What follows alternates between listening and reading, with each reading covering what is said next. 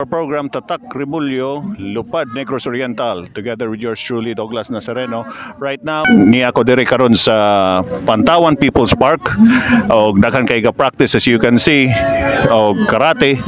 And sa karon, I am with Sensei Romy, or the trainer for Dumkay, who has been training sa Pantawan People's Park sa Larot Saya program ni Mayor. So, kaning Larot Saya program, kano sa mga nagsugod during train? Larot sa program mo kuan 2016 na ana ni sa Quezon Park pa mi kasugod and andin na tukod ning Pantawan gid balhin ming mayor dire. Okay. Sa Pantawan 2. Then hangtod karon munang kami kaubas mga parents sa mga bata nagpasalamat mi ni mayor nga gitagaan mi og binyo kanang lugar sa para praktisanan sa mga bata. Then so ang atong mga bata gi-encourage pugos mga bata nga basig ganahan sila mo practice, so welcome silang tanan. So kani magong Larot Saya program kay Sunan, it's about training not only mga bata kundi kung naay gustong mo train dire mga idaran, pwede po sila mo train dire, libre ni siya na training para for good health og dire ni sa Pantawan. Kana manggong Pantawan People's Park, adunay mga mahimo concerts dire, as what you know, dakan po kayo ga walking dire, nasa mga training para sa mga bata and para sa mga bisag kinsa na ganahan mo train para po na mulayo sila sa mga países. So aduna po mga kalingawan nila mga kaigsunan. So aduna man mo gi-apilan nga kuansa lately? Yeah, last July 6, 7 ni apil mi compete dito sa 3rd Sorido Cup International sa may MOA Mall of East. So saan ni siya na tournament ni? Katong July 6 ug 7 to this tournament. 2 days tournament. Okay. So dili gyud na lalim kay international gyud na tournament. So mga pila ka buok athletes na imo nadala gikan sa Dumaguete or sa Dumkay?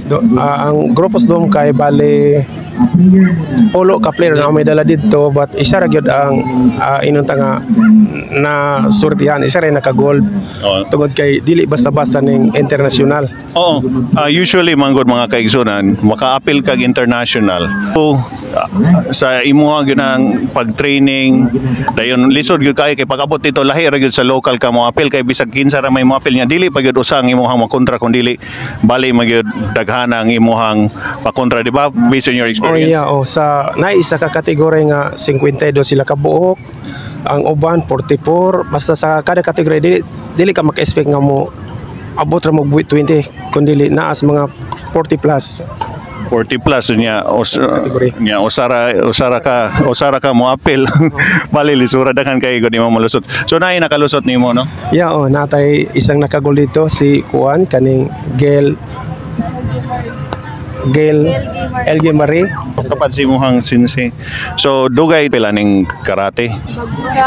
Bago ra po ni 1 year atong June. 1 year na.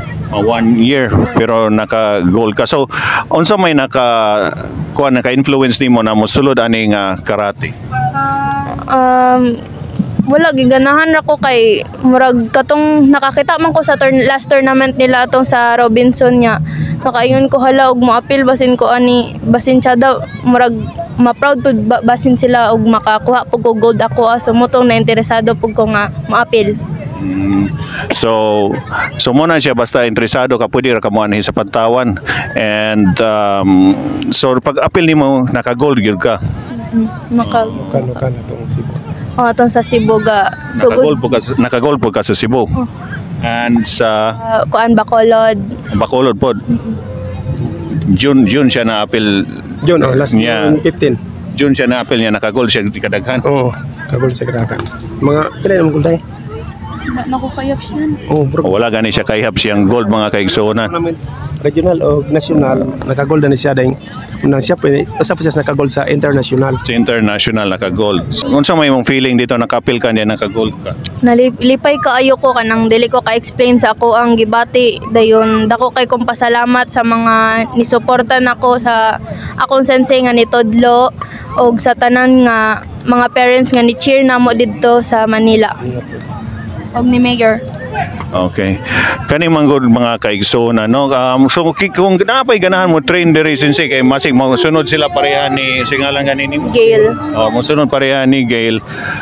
Unsa may ang yung schedules diri? Oh, na ang schedule natin rin, Tuesday, Friday, Saturday, and Sunday, 5 o'clock and afternoon until 7 to 8 o'clock.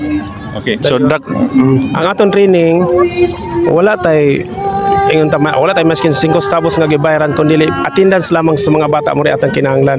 so libre gyud siya klaro. Libre kay base pa ni Mayor o ganing atong PEC nga kinahanglan dili ta ma-involved sa money tungod kay naman tay inanta gidawat honorarium gikan sa nasyonal o sa city pod mismo. Para po sa mga bata Para ang atong mga bata nang malikay sa mga gitawag tayo ng mga bisyo, especially for example sa digit, cellphone o kanang mga kahilayan. So imbes mag-akto silang mga kahilayan, so dire na lang sila sa kuan kanang sa karate kay naa pa sila kaugmaon. Dayon ang karate po nato karon o if ever nga mo champion ka in kolehiyo nimo daghang eskwelahan nga mo offer mo nga orag akto ka silang eskwelahan pa-eskwelahan isa ka varsity. For example, halimbawa sa kung bata ka ni Agto, galisod ko pa eskwelas Kuska, dahil panahon nung niapil siya karate, dahil nakagold siya dito sa national dito sa Naga City last 2013, dahil ko siya varsity Kuska, dahil akong bayran to Kuska ang miscellaneous na lang. Dayon until pag-graduate niya, napa siya mga nadawat nga ma-incentive gikan sa eskwelahan. So inana ka mayo ang atong karate karong panahon na. So ikaw mo invite ka parehas nimo mo join kay mga bata usually ang ilaha man kunana as si sensei mo istorya more on magdula sila cellphone and what. So unsa may imo ka-suggest ani kay healthy man ning karate kay it's more on exercise imo experience, right? So imo ra sila i-invite. Sa mga ganahan mo apil o karate, diri na mo ni Shian Romy kay siya ang iyahang pagtudlo walay bayad dayon kanang mas madaghan kang ma-learn og makuha gikan sa sports.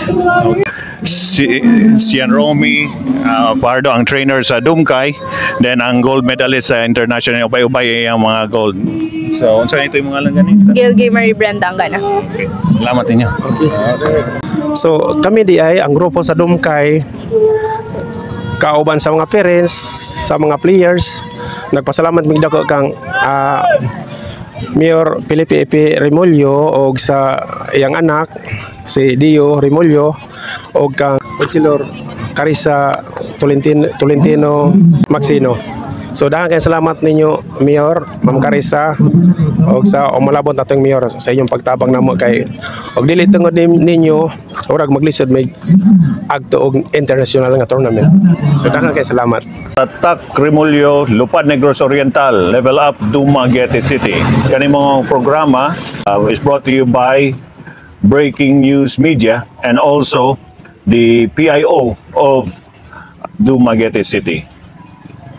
And I'll be giving you updates and developments and dili ra na atong tukion ang mga issues na lamgitan ang administrasyong Remolyo. So, ang atong development news, barangay officials undergo seminar to update their disaster risk reduction management plans. Barangay official whose communities are along the Banica River banks attend a seminar workshop to review and update their respective disaster risk reduction and management plan and calamity change adoption plan for the next 3 years. Attorney Deo Remolyo, Chief of Political Affairs Officer of Speaker Martin Romualdez in the House of Representatives, delivered a lecture on the salient features of Republic Act 10121, Philippine Disaster Reduction Management Act of 2010. According to the City of DRRM officer, Allen Florian O. Cabaron II, RA 10121 provides a comprehensive all-hazard, multiple sectoral, interagency and community-based approach disaster risk management along with the formulation of climate change adoption to organize and build disasters resilient barangays and city. Carissa Tolentino Maxino and Councilor Ray Linton Lawas urged the barangay officials to diligently comply with the required updating of their DRRM and CCA plans to meet the needs of the times and to address possible gaps to ensure better disaster preparedness and response and recovery of each community. So, paingon na ta sa ato ang mga hisgotanan, mga kaigsunan. No, ang about sa atong hisgotanan, kay kabahin man is we've been talking about development. So, ang development paired now and before. So, nakahisgot na ta na. And about how the moves of the other side, ang lihok nila, compared sa lihok or compared sa lihok ni Mayor Ipe Remulyo. So kana man gud mga kaigsunan kung ato lamang ng hisgoton mura na tag magsigig balik-balik.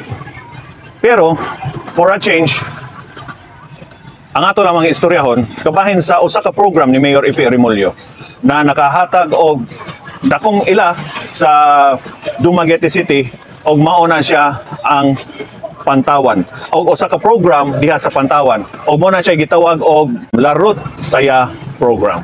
Kaning Larot Saya program mga kaigsunan is based on sports. Kani is free, libre ni sa pagtudlo og bisag kinsa. Dili ra bata pero it's mostly focused on sa mga bata para mulayo sila sa mga bisyo. And apart from that mga kaigsunan, kung ikaw pod usa ka idaran ganahan po ka mo train anang mao nga sports na available diha, pwede pod sad ka muadto diha. Then ganahan ka mo train. Apart from that mga kaigsunan, no, ang Larot Saya program focuses in making champions out of athletes or out of talents of Dumaguete City. Adunay mga issues na nagaingon nga wala silang ga-focus sa sports kay kung moadto sa laing lugar dili tabangan. But mostly man gud mga kaigsunan, you frankly gipaagi ra na siya na mo process mo ato mo sa council o mo process, and it takes a long time. So the best way mga kaigsunan is to approach them and to ask a favor kung ginagmay ang ilahang paghatag. Kaya ka naman good mga kaigsunan, although you are playing on the Pantawan under the Larot Saya program, but that doesn't mean that Dumaguete City is in hold of you. You are given a place to train, but they create champions still in a way. Like ang ato ang Karate Do. Adunay ga-train dihang Karate Do under Romy Fajardo. Og muna siya mga kaigsunan, no? Kana sa pag-train diha, daghan kayo ng apil sila sa Cebu. Sa pagpaningkamot ragon nila, ni-apil sila sa Bacolod. Og ni-apil, 2 times sila ni-apil sa Cebu, then sa Bacolod pod. So, it's not in 1 year, but kani manggod ang ilahang success manggod sa ilahang pag-train o sa pagsunod sa mga panglaod in their own way sa under the PKF, dako kayo sila nag-bloom. Kay jutay kayo sila muato sa Cebu. Like when they went to Cebu, ang nangapil nila 14 ka buok. Pag uli nila 15 ka buok medal ang ilahang nauli. Sa Bacolod, siyam sila ka buok niadto. Kay di belali mo dala og daghan kaayo. Kay you will be spending. Nya maingon mo nga asa man di ang syudad. Kana man sa syudad kinahanglan na proseson. You have to process that, you have to prepare documents. O kung apikhan kuno ka, kay maghulat pa man ka, kay i-discuss pa man na siya. So ingon ana ang process daghan kayo mo goal. Wala may suporta ang syudad or ang LGU sa ilahang mga athletes. Dili gisuportahan mo sa paghatag o sa lugar, sa paghatag o sa program na libre ang inyong training mga kaigsunan. So anyway, when they went to Bacolod, sa siyam sila kabuk niadto, pagbalik nila nakadala sila og 12 ka medals. Di ba na nalalim inikadto dito. So pila mo kabuok sa usa ka category. Unya ikaw mo'y makadaog. So ingon ana mga kaigsunan, we are proud of how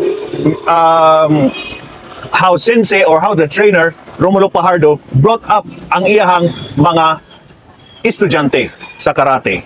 So kana man gud kaigsunan ni apil sila sa international. Og diha kay nakita man ang ilahang pagpaningkamot, nidool sila sa ato ang mayor sa Dumaguete. Nidool sila ni Councilor Carissa Tolentino Maxino. O halos tanan ilahang gidool kay Manila na guna international. Shirido 3rd International na tournament na siya, mga kaigsunan. So dili na basta-basta. So kinahanglan gud kay muwa man to siya na fight pag yun na Pasay City. So kinahanglan dapat sila budget. So dipugos sila to hangyo sa atong mayor.